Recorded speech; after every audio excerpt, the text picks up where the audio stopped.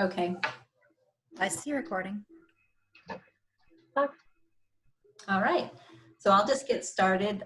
So we just are glad you guys came. And just so you know, we're not gardening experts, but we wanted to learn how to begin using oils in our gardens and with our plants and vegetable gardens, fruits, and just for flowers. So I don't have a vegetable garden. I'm more of a flower person, but fighting some of the same things. So we thought that this would be a fun way for us to learn and then to share with you what we're learning. And then later, if you have some tips that that you've learned and you want to share them with us, then we'd be happy to hear that too. So some of the things that we find that we fight are in gardening, whether it's for food or for just for pleasure, like the flowers, are weeds, pests, bad harvest, things eating up the buds. And so we just thought that this would be a class that would be helpful for even the hard seasons as we go through them. And so we'll be sharing some of the tricks that we've learned. And then if you have tricks up your sleeve that you want to share, please jump in and do that. Or at the end, we can give some time and we can share a little bit more. But we just want to keep the plants growing, the veggies coming, and the flowers blooming. So we thought we would use the essential oils, which the essentials oils are just they're the chemical compounds that make up the lifeblood of the plants. And that's what we can, it's basically the plant's immune system. And we, through distillation and harvesting those plants, then that we get the beneficial chemicals that come out of the plants. And they're harvested and then sent through a very careful distillation process. And every plant has a very specific time for distillation. And Young Living has been just trying to perfect that process to get the very most out of each plant that they distill for the benefit of that, for our benefit to use them. So after the plant is distilled, then the concentrated oil is what we get in our little bottles and what we have available for us to use. So it's really potent and loaded with benefits for our health and wellness, but we can use it topically, aromatically, and internally. And so as oils in general, we can use them in a variety of ways. And one thing we want to remember as we use our oils, even as we use them for gardening, that the oils are very concentrated, very powerful, and one little drop can go a long way. So we don't, as we think about using them in the garden, we still need to remember that we can just use a small amount and it will be effective for a large, we can mix it with witch hazel or distilled water, and that will still be effective for what we need to do. And then when we get into the canning part, even we'll see that one little drop is very effective to give flavor to a large amount of the canned goods. So the other thing that I wanted to cover before we get started in some of the specifics is the seed to seal promise that we have. And it's really important. It's why we've chosen to go with Young Living versus other oil products or oil companies, because they take their product very seriously, and right from the beginning, there aren't any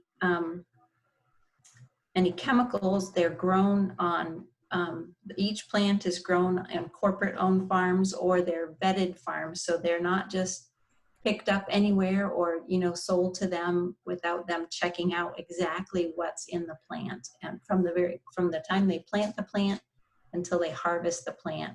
And these plants that they pick, let's say they're hand-weeded fields with no pesticides, no chemicals used on them. So they're just, right from the beginning, they're very carefully treated. And then they are distilled at low pressure, low temperature, so that they get the most out of them. So not all oils are the same. And so if we are telling you about something and then you think, well, I got this one at Walmart, I'll just use it. It may not have the same result.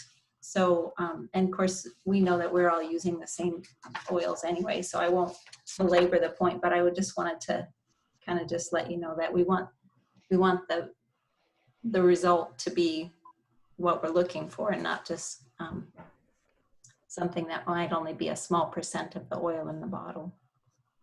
So yeah, I just kind of wanted to cover that. But then one of the parts that, and I actually was glad to cover this part, one of the things that we face as we head out into the garden, at least for me, as soon as I get out there, I start getting bites.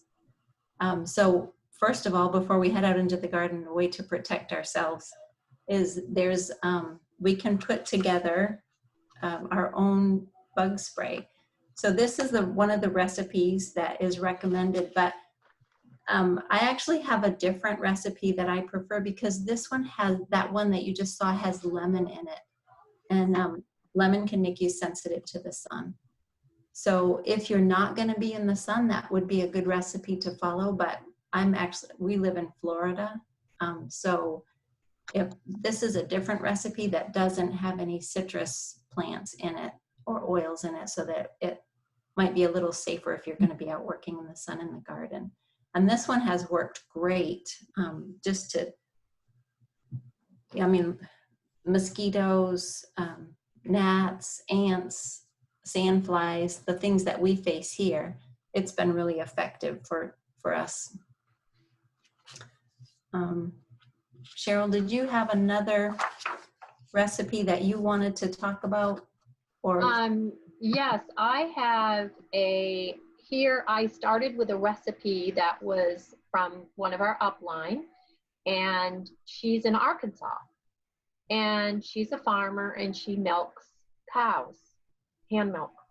She's, so you don't want your milk going everywhere. So obviously having an effective fly repellent on her farm was really important. So I started with the recipe that she had, and this was 2 years ago, but it didn't do anything against the wretched black flies that we have up here in Maine that are about as big as a boat.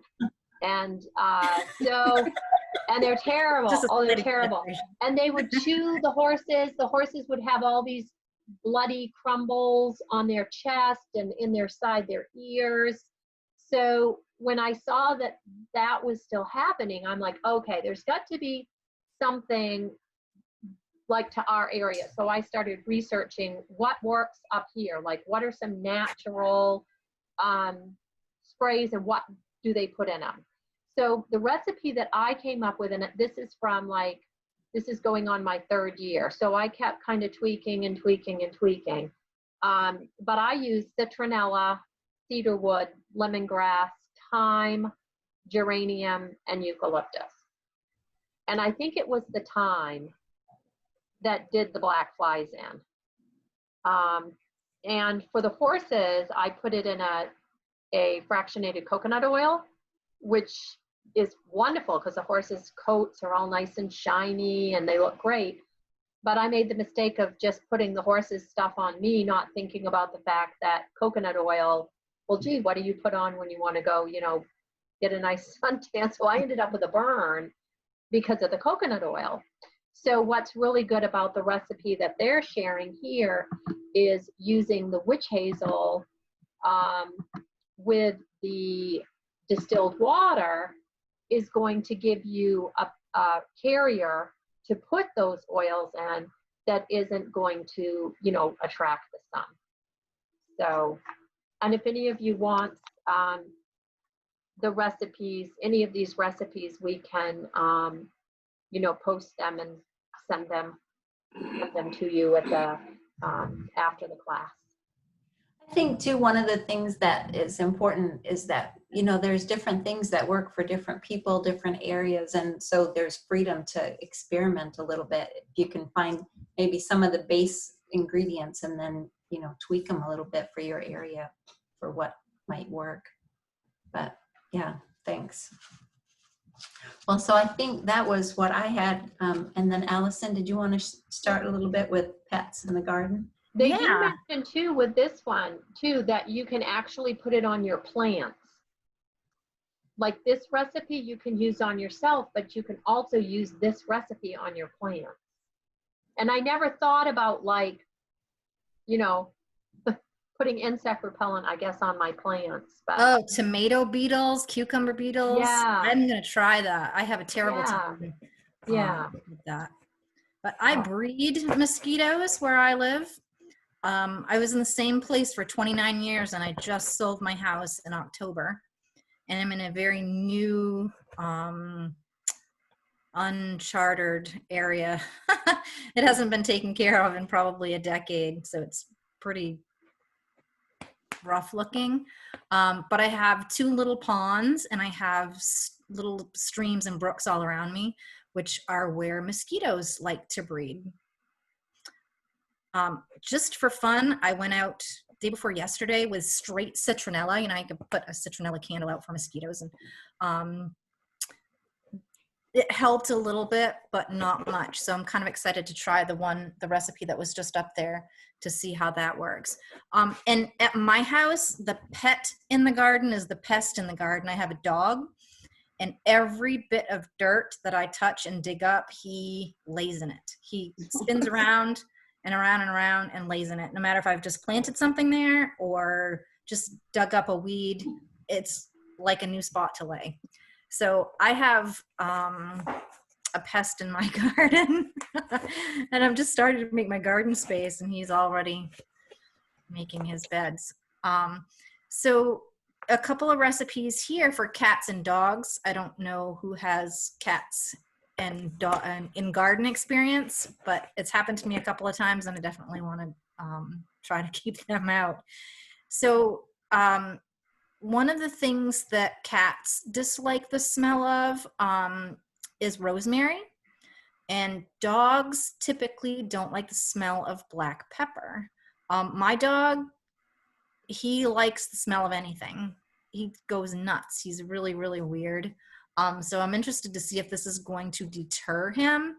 But so you can see here, it suggests soaking some strips in water with oil in it and then drying them out. So that will leave the oil in the strips and just stake them around your garden. So I'm going to give that a try with him and see what happens. I don't actually have any black pepper. Cheryl, do you have black pepper? I don't. Yeah, I'm interested to try this, but yeah. I think that needs to go on. It's come up in a couple of other things, a couple of other recipes. The black pepper. Yep. Using it with turmeric. So I want to definitely get some. So it doesn't take very many drops, like Shirley said. It's so concentrated, you really don't need very much, and it goes a long way. I don't know, I haven't tried this obviously, so I don't know how many times you have to redo it over the course of your season. But it's still really cost effective. And if you think about putting some sort of deterrent chemical in your garden or spraying in even close proximity, that's just more stuff in your soil that you don't want, which eventually gets into what you're going to eat. So having a way to deter pets is definitely better with essential oils. Now we have a lot of deer up here. I don't know if you guys have to fight deer, but I haven't found anything yet that will keep them away if they really want something. I have to research what might work for them, but I bet the black pepper might be a deterrent. I think I'll give that a try. So another pest in the garden would be your weeds. I don't think there's a gardener anywhere who doesn't have a challenge when it comes to weeds, sometimes just a specific kind of weed. So there's a recipe here with the cinnamon bark. And you just spray your weed. And I do want to mention dandelions. Again, we're pretty much scattered all over the place here. But with dandelions, if you don't get the taproot, you may pull up part of your plant. But if your taproot doesn't come out, most likely you're going to have dandelions pretty quickly. So it might,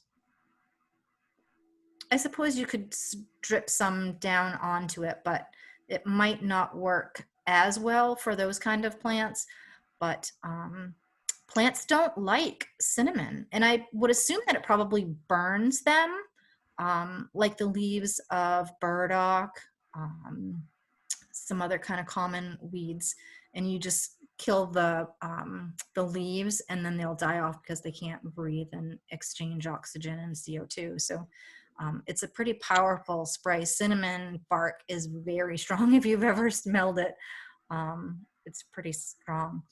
Another thing with plants is little, I don't know if it's a nematode. I'm trying to think of what kind of little plants, little bugs come on your plants, but this plant's love spray is good to spray right on your plant. It will help keep some pests away. It's really beneficial, and it's safe for your leaves, whereas the cinnamon bark will fry your plants. The plant love spray will boost them up for you. So next we have some companion planting, and I've not done companion planting with my oils yet because I just started a couple of years ago, and I hadn't really thought about them being in the garden until Cheryl and Shirley started talking about it. So it makes sense to me because I've planted basil with tomatoes and with peppers before, and they do really well. So it doesn't surprise me that that the basil spray would work really well. Green beans also would take basil. I know green beans put a lot of nitrogen in the soil. So that's probably why basil does really well.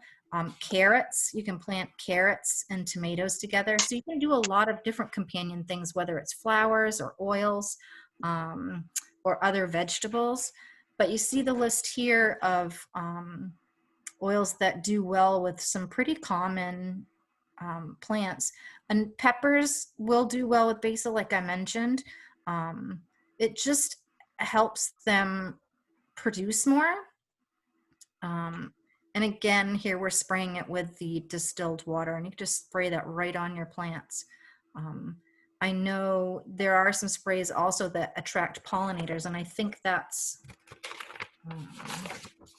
what's next is pollinators. So you can repel your bugs, you can kill your weeds, but super important is getting your pollinators in the garden. You can do the lavender and the orange to draw in those crucial and beneficial bugs to pollinate your plants. Now, peppers are one plant that are self-pollinating, so you don't need cross-pollination to get peppers. You have one plant, you're going to have peppers.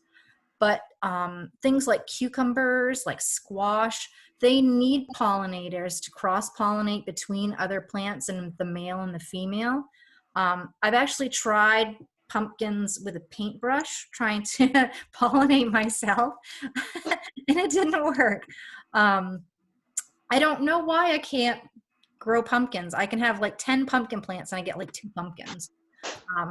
So I'm really excited to try this and see if I can get a bigger harvest. I think it should be an interesting trial. I plant nasturtiums with tomatoes and with green beans to bring pollinators in. I plant marigolds around my tomatoes to detract certain bugs, and it works really well. So adding this lavender and orange, I think that will be really good. Blueberries, that's another thing that needs a pollinator, and you need 2 different kinds of blueberry, oddly. But that's another thing. If you don't have good pollination, you're just not going to get a good crop at all. I think that was the last part from me. So I get to cover the fun part, reaping the harvest. All of the, planting and tending the soil, getting the soil ready, all of that weeding, and the hours of bending over and, you know, dirt under your fingernails and all of that, is so rewarding when you have that chance to harvest. It really is, one of the things that I think my husband is more, I guess, I would call him the main gardener. One, he has a better attention span. So he will just get out there and, like, literally in 2 nights, he like has planted probably, I would say, all but maybe 4 things in the garden, like everything. He's got it like all mapped out, and he just gets You have in a big there and goes space. for it. Yeah, yeah. We need to do, I'm going to be really curious to see with different funguses and things that zucchini and summer squash tend to get on the leaves. We've had a really difficult time keeping them, the plant, healthy enough to actually grow the zucchinis and summer squash. So I'm going to be curious to see if we can keep that fungus under control by using some of those essential oils that have the antifungal properties.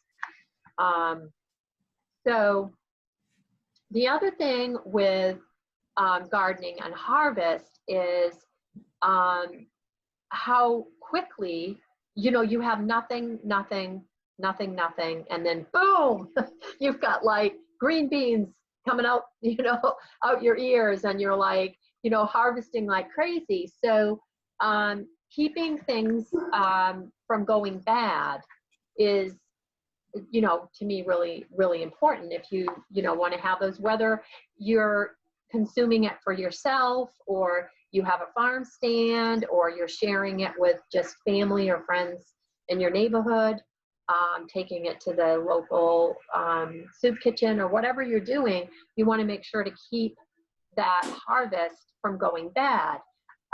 So when you think about things that come in, I mean, these vegetables and your fruits and different things can have bacteria and different bugs and different things on them.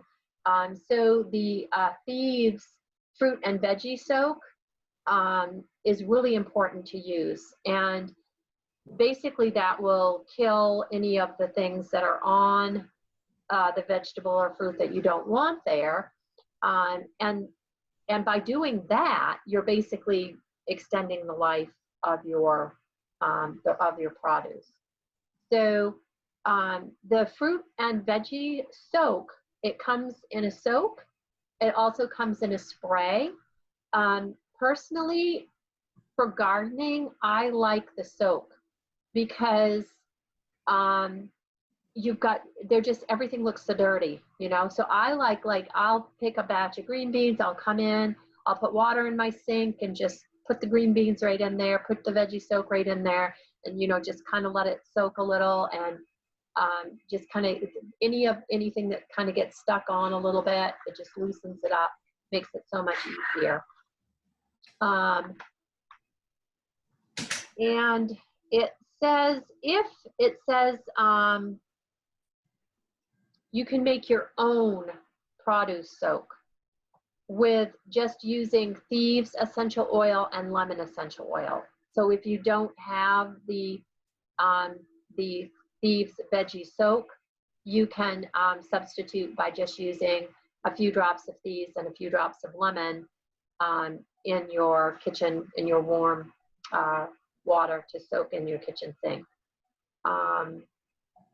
Also, I never thought about the idea that you could diffuse to get rid of bugs. I don't know why, because you think about citronella candles, like you mentioned earlier, Allison, you know, they kind of would put out something that would deter them. But this don't bother me diffuser recipe, I just look at those oils and I'm thinking, man, that's going to smell really nice. So I'm excited to try that. Allison, you had mentioned about when we were talking about the fruit flies, how bananas come with eggs, fruit fly eggs on them. So if you don't wash your, bananas are notorious, of course, for having fruit flies. And if you wash them, if you soak them with your Thieves veggie soak to get rid of some of those eggs, that's going to help.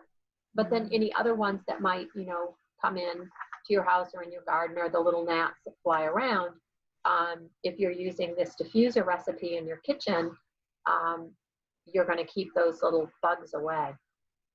So that's going to be a fun one to try.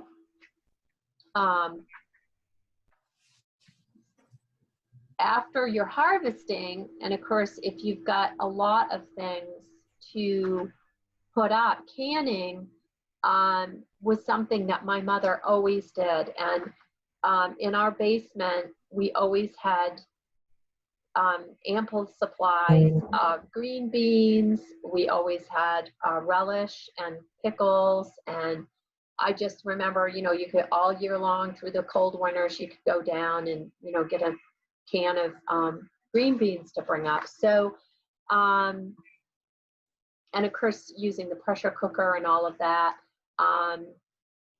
was just, you know, when I think about that, it just makes me feel, it just seems like home to me, I guess, just because of the way I was raised. So here we learn that these are talking about some hacks. So it says we could talk forever, but I'm going to just share a few brief hacks. So in order to can 30 quarts of spaghetti sauce, 30 quarts of spaghetti sauce, you need a lot of oregano, like a lot. So if you're buying dried oregano, that can add up, you know, to a lot to get the flavor that you want in your recipe. I found this out the hard way because I made this like batch of spaghetti sauce, you know, boiled the tomatoes down, you know, it took forever to, you know, boil them down, the fresh tomatoes, and was very excited. And I hadn't really, you know, this was early on when I really didn't know a whole lot about using essential oils in cooking. And I, you know, oh, we'll add some oregano. And oh my word, it was like, I couldn't believe it. Like I ruined the whole batch. It just, you know, was not even edible. For a large pot of spaghetti sauce, you would only need like 2 drops. So if you've got like one of those big, like, what would they be, like a 3-quart pan, one of your big sized pans is what I had. I only needed like 2 drops, and I probably put in 10. So when you think about like, That's good, I bet. yeah, I mean, when you think about, yeah, it smelled More is lovely, better. but oh my word, I was like, what in the world have I done? So I ended up talking to Joy actually and said, you know, what did I do wrong? And she goes, yeah, you only need like 1 or 2 drops. You don't need like half the bottle. So when you're thinking about canning, another thing that oftentimes you'll need is lemon. A lot of different things that you might can might call for lemon. And here again, with your lemon essential oil, like 1 drop and you're good. So there's no, you know, doing the lemons or using the obviously we don't want to use the artificial lemon juice because that, you know, not with our nice fresh grown veggies. So really it is a win-win when you think about using the Vitality line of Young Living essential oils, whether it's our cooking or our canning. We're really going to be able to get the flavor that we're wanting for just a fraction of the cost and even the time that it would take to, like, say, chop up a whole bunch of fresh herbs. So let's go on to the other thing is we were talking earlier about all of that weeding and the planting and all the bending over and everything that we do. We really need to think about caring for the gardener, caring for ourselves. In my case, it's mostly my husband. He does most of the outdoor work. But bending over, picking, scraping, you know, using your hands and your fingers. So when you think about the stiffness and everything, there are some products you can buy that are all pre-made. Deep Relief is a roll-on, and it's all blended for you. Panaway is another blend that's all put together for you, and those are both really good to just put right on, like if it's your neck or your shoulders or your lower back, and you can just put that right on. You also want to think about the being out in the sun, and that they do have a sunscreen. Young Living has their own sunscreen with, I believe it's SPF 50. Mm-hmm. And the thing with sunscreen is commercial sunscreens have things in them that are actually been linked to causing different health issues. So that's why, you know, obviously we put sunscreen on to try to protect our skin, not to put something on our skin that's actually going to potentially cause a serious health problem. So protecting your skin, wearing a hat to protect your face, those kind of things. And obviously we've already talked about the insect repellent so that we don't get chewed alive while we're out there. Lavender oil is a gardener's best friend, because it's just like, I read somewhere when I was reading on, kind of researching a little bit about different oils, and what it said about lavender was, when in doubt, use lavender. It's just an oil that has so many different purposes and so many uses. But as I mentioned earlier, when I used my bug spray that I use for the horses, that's in a fractionated oil base, which is fine for the horses who are covered in hair. And I had quite a burn right on the tops of my shoulder and the back of my neck. And I just used straight lavender. I just dropped the lavender oils right on, and I just rubbed it in. And I have not blistered. I have not peeled. And this was a week ago that I got the burn. So if I were going to have peeled, that would have happened by now. So having lavender, if you do get a burn, is really important to do. It's very cleansing. I like using witch hazel with lavender and lemon in it, and I use it as a toner to just kind of, after I wash my face, just to kind of freshen it up and, you know, get rid of any little extra things that might be left on my face. They also give you a DIY recipe here that you can do as a roll-on using lavender, purification, which is a blend, and peppermint, and then you can put it in some sort of a carrier oil. And that's very soothing for your skin. If you happen to get stung by a bee or any sort of a bug bite, straight purification. I keep a roller ball, a small bottle of purification with a roller ball right in the top of it. And as soon as you get bit or stung by something, if you roll purification right on, it will really help to soothe that skin where that bite is, and kind of take the sting out of it. So that's a really good thing to use. Another thing that I make up as a DIY cream, and I use this, it's more like a lotion, and this has Panaway, wintergreen, copaiba, frankincense, Palo Santo, and lemongrass. So like the Panaway, the wintergreen, are like sort of like to help with any aches and discomfort. Copaiba has anti-inflammatory properties. Frankincense is just very good and really works at a cellular level. And then the Palo Santo and the lemongrass are very helpful for soft tissue. So like just those sore muscles or tendons or ligaments. So those are some ways that we can love the gardener.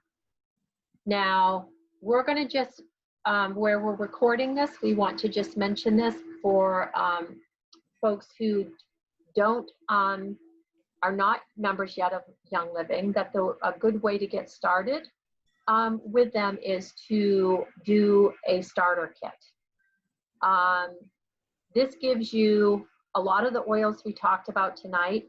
It gives you the diffuser and some samples of Thieves, a couple of Thieves products, the spray and the hand sanitizer, and also the Ninja Red. And the best thing about this is that this is over $400 worth of product for $165.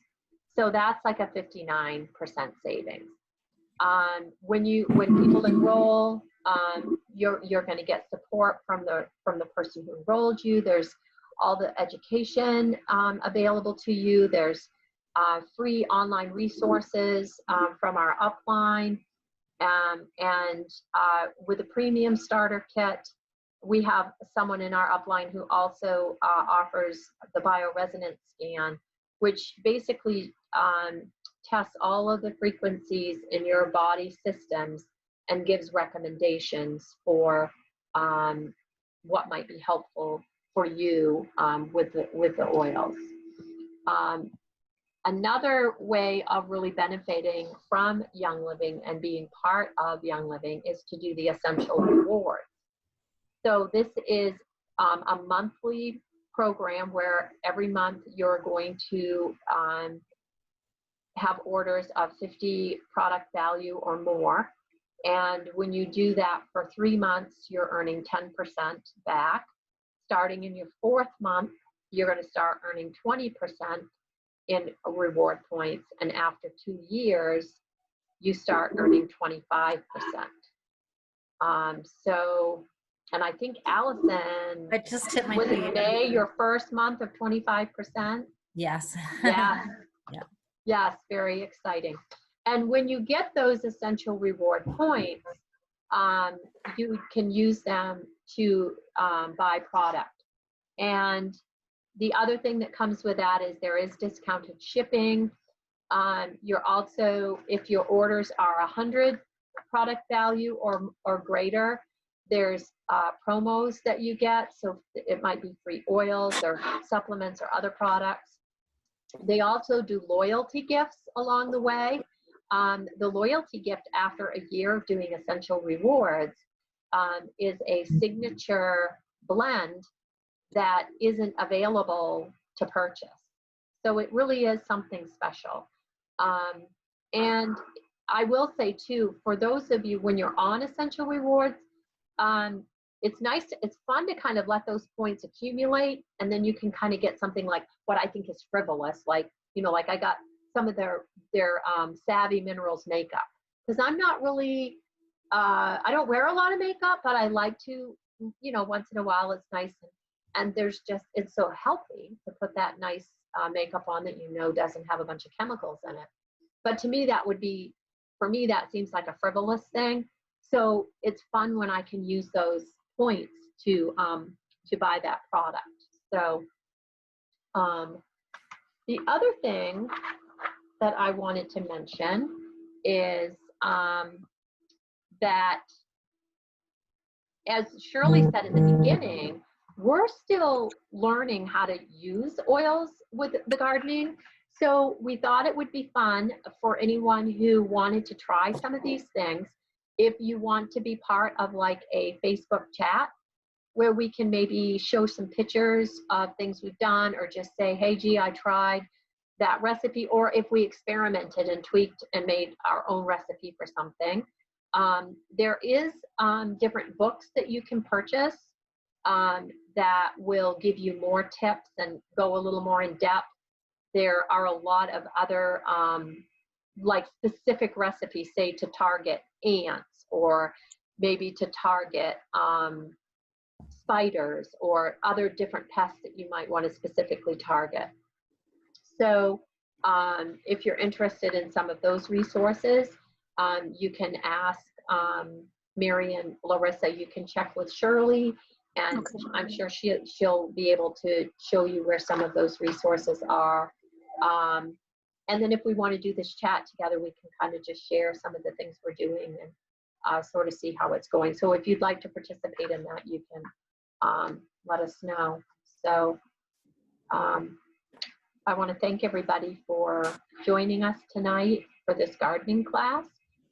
We do want to leave some time for questions and chatting a little bit. So I'm going to stop the share here, and then I am going to stop the recording.